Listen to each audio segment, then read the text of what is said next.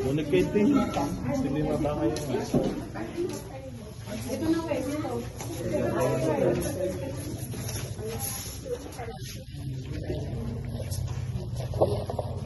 In the name of the Father, the Son, and the Holy Spirit. Amen. Dearly beloved friends, let us pray fervently for Christ who deemed it worthy to be born of the Virgin Mary to dwell among us. We know that He may deem it worthy to enter under His roof and to bless this house with His presence. May Christ the Lord be present in your midst, nourishing your vital love as brothers and sisters, sharing your joys in comforting times of grief.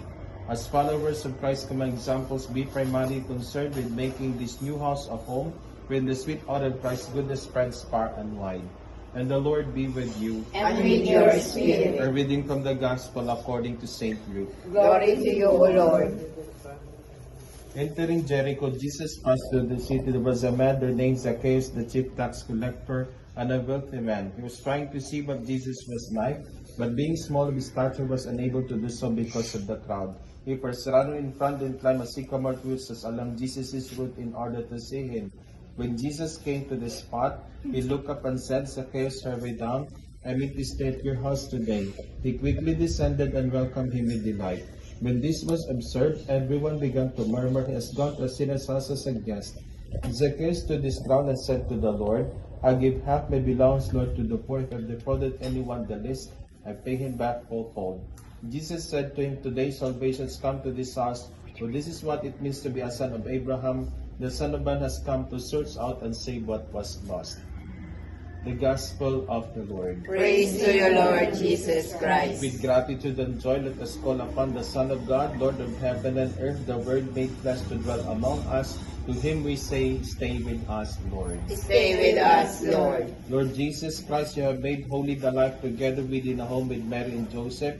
We deem it worthy to dwell with us in this house so that we may recognize your guest and worship as the head of this household. Stay with us, Lord. Renew every dwelling develops a holy temple. Make the dwellers in this house become built up into the home of God in the Spirit. Stay with us, You Lord. have taught your faithful to build the house of answer. Stay with us, Lord. Be present, Lord, among your servants who navigate the day in this house. Pray humbly for your blessings so that they may still secure and have refuge when they reside here. They may rejoice in habits to companion when they go out. They may enjoy the welcoming upon when they return home with the to remind the friends and your spirit of them. In your Father's soul may live and reign with the Holy Spirit forever and ever. Amen. Sige muna kayo, di kwarto. Our Father who art in heaven,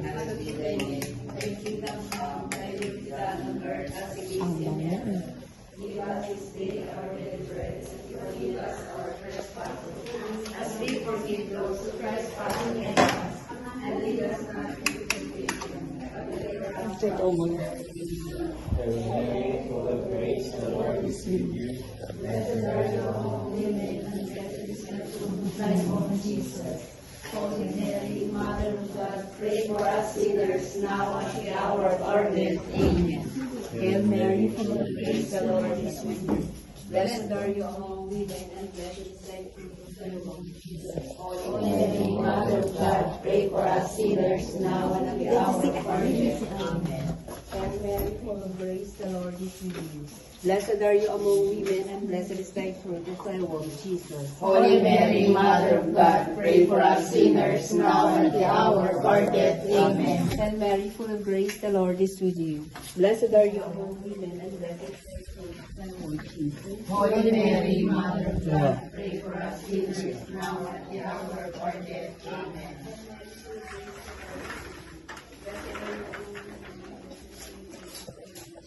Holy Mary, Mother of God, pray for us sinners, now and at the hour of our death. Amen. Blessed are you among women, and blessed is thy fruit of thy womb, Jesus. Holy Mary, Mother of God, pray for us sinners, now and at the hour of our death. Amen. Hail Mary, full of grace, the Lord is with you. Blessed are you among women, and blessed is the fruit of thy womb, Jesus. Holy Mary, Mother of God, pray for us sinners, now and at the hour of our death. Amen. Hail Mary, full of grace, the Lord is with you. Blessed are you among women, and blessed is thy fruit of thy womb, Jesus. Holy Mary, Mother of God, pray for us sinners.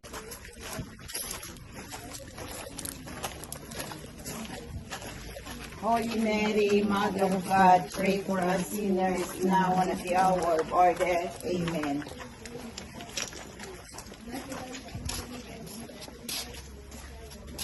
Holy Mary, Mother of God, pray for us sinners now and at the hour of our death. Amen.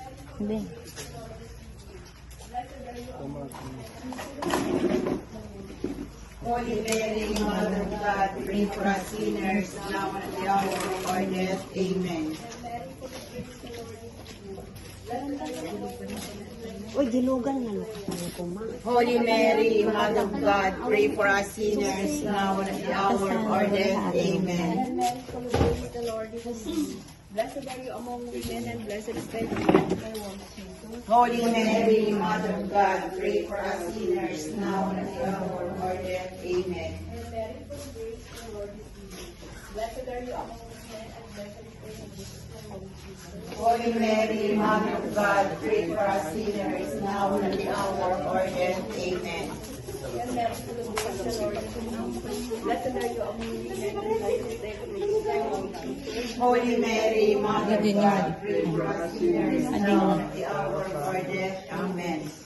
Glory be to the Father, to the Son, to the Holy Spirit. As it was in the beginning, is now, and will be forever. Amen. The Lord be with you. And with your The spirit. Almighty God bless you in the name of the Father, the Son, and the Holy Spirit. Amen. Ay, congratulations po. Pwede na mabalingad na po na kita kantilan. May waras siya, may warasan.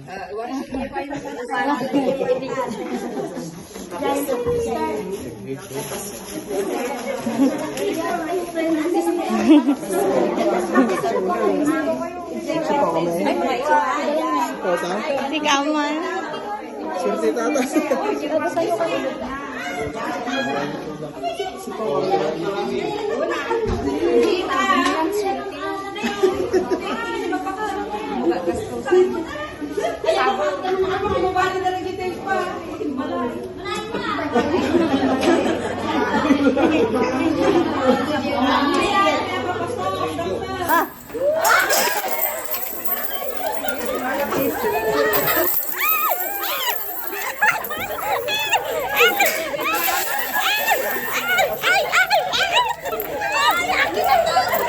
Narigat nga.